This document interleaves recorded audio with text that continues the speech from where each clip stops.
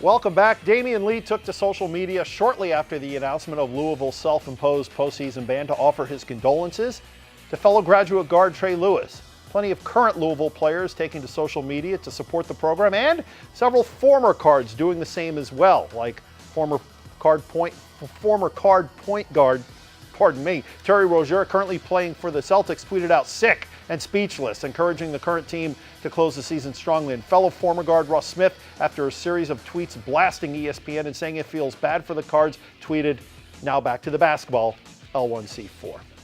All right, Louisville plays its last home game Tuesday, March 1st against Georgia Tech. The season finale now March 5th at Virginia. Today, the Cards self-imposing the 2016 postseason ban because President Ramsey thought it was in the school's best interests. We looked at all the options. We looked at waiting. We looked at and Chuck can explain better the penalty structure of the NCAA, but we believe that when you looked at everything, taking and self-imposing the penalty at this time was certainly in the best interest of the university. We said, if there's some wrongdoing, we're going to get to the bottom of it. We want the truth, and we will deal with it. We will own our problems. We found out yesterday that we had a problem that was verified by Chuck and the NCAA. And so we want to deal with this in the most rapid way we possibly can. Although it's a very disappointing time, a very sad day for all of us. It's extremely sad for our players, who I think you've all come to know and love as a great group of men, young men. We want to do what's right by the university and by the NCAA. All right, KSTV's TJ Beisner back with us. TJ, what did you think about the timing? You know, the old saying in the news business is, if you want to bury bad news, do it on a Friday. Well, if it truly they found out something yesterday, then credit to them for handling it today. But if they have known about this or had this, then credit to them for being good at marketing, because as you said, in that world, this is what you do right before a big event or a Friday afternoon Super Bowl coming. This is a story that is a huge story here. It will remain a huge story regardless, but nationally, we'll see how it goes, especially since, like we said, not all the details are out, and most of what this is tied into will remain quiet and sealed until the NCAA comes out with whatever their report is in 2 years, 6 months, whatever it may be. And I have to ask you, I mean, you're the host of KSTV. You've been around Big Blue Nation for a long time.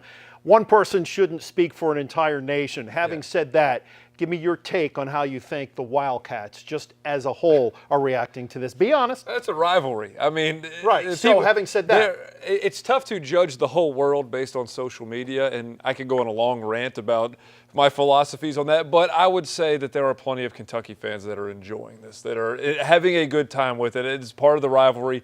But again, this is something where it could get worse.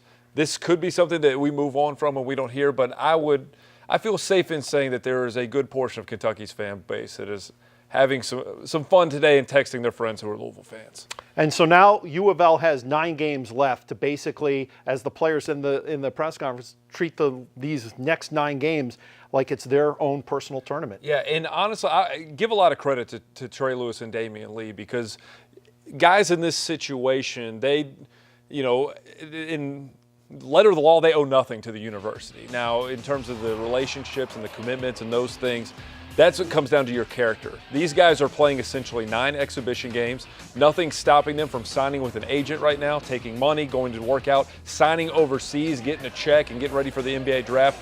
They are free. They have a green light. There's no postseason tournament, but they're not doing that. They're sticking with Louisville, and I think that speaks highly to the character of those two guys. I give them a lot of credit because not everyone would do that, and not everyone that just at a college basketball, but people in all walks of life. If you say, hey, you can go get paid now, or you can go do this right now, and we'll have no bearing, you can have that option. These guys, I think, a lot of credit for sticking around. I agree with you 100%. And with that, let's go ahead and bring back Tony Rawlings, who's been covering the Damian Lee and Trey Lewis side of things. Tony, you've had time to reflect on everything going on.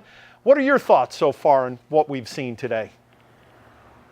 I think the biggest thing that really hits me about all of this is the timing of it. You know, we knew the other shoe would drop in one form or another eventually, but to have that huge win over North Carolina, sort of that signature win that we talked about, that this team finally gelled and came together and played their hearts out to get that W, going into pretty much a cupcake game against Boston College, to have this sort of dampen the mood, you know, as you could sort of see them hitting their stride and getting on a roll, I think is the biggest takeaway for me.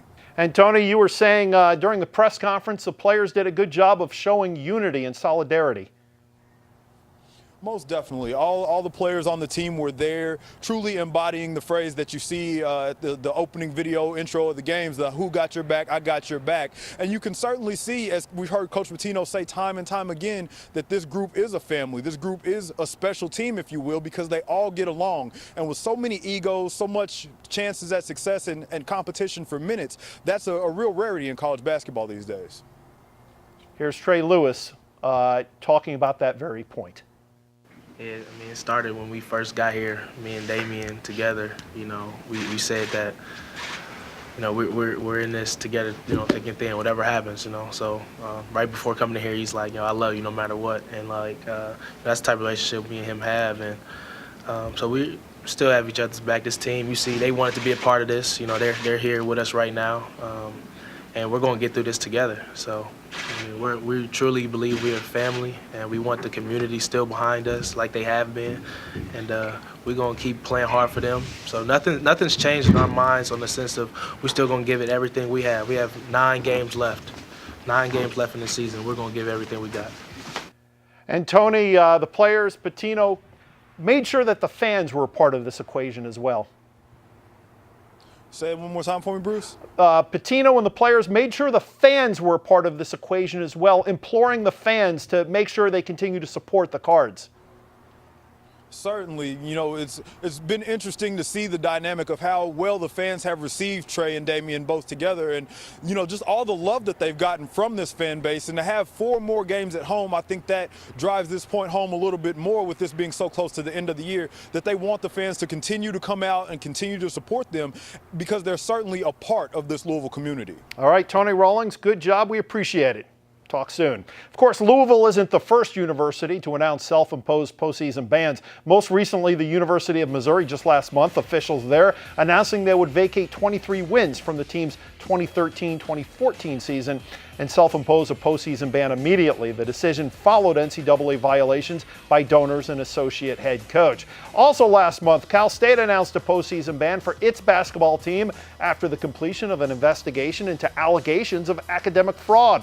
Those allegations involved several players and a member of the coaching staff. And of course, 1 year ago to the day, Syracuse University announced that ban on all postseason play following allegations of multiple NCAA violations. In addition to that self-imposed postseason ban last season, the NCAA suspended head coach Jim Boeheim for 9 games this season. Other schools that have been punished with postseason bans tied to NCAA investigations include SMU, Southern Miss, and Pacific. A true fan needs to be able to stand up and say, no, we still got your back. Coming up next on CN2 Sports, we'll hear from the fans. Will they answer Pitino's call for support during these final 9 games? Plus, a message from them to 5th-year players Damian Lee and Trey Lewis. Stay with us.